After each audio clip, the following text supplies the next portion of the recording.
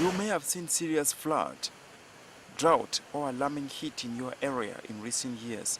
Though these are not new, scientists say they are occurring at a level unprecedented in history. We have cars and industries that release carbon gases into the atmosphere. We are also cutting down trees that should help to trap the carbon at an alarming rate, leading to climate change. The scientific evidence is quite strong. The political will perhaps is a little bit weak. So how do we ensure that the two are fully aligned? Let us not say that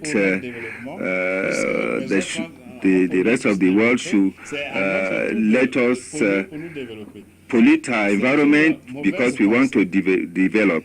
This is not the right way to go about it. According to the fifth assessment report by the Intergovernmental Panel on Climate Change, mean annual temperatures over Africa will exceed 2 degrees Celsius by the end of this century. It is estimated that land temperatures over Africa will rise faster than the global average, especially in arid regions. Climate change is already affecting African ecosystems and will lead to stress on water and agricultural systems.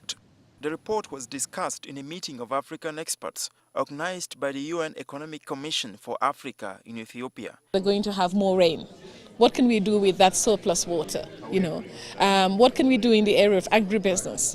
And how can we also utilize the energy poverty that we know is affecting us? How can we utilize that?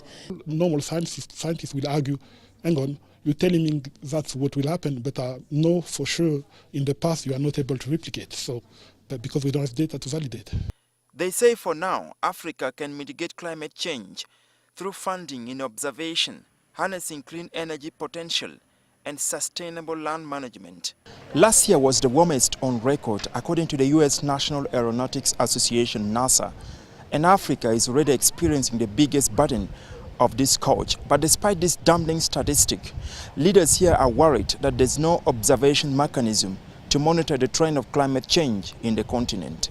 You need to be able to observe what the weather is doing, how it's affecting different sectors, critical sectors of development. The main challenge in Africa is lack of data to validate the findings of various researchers.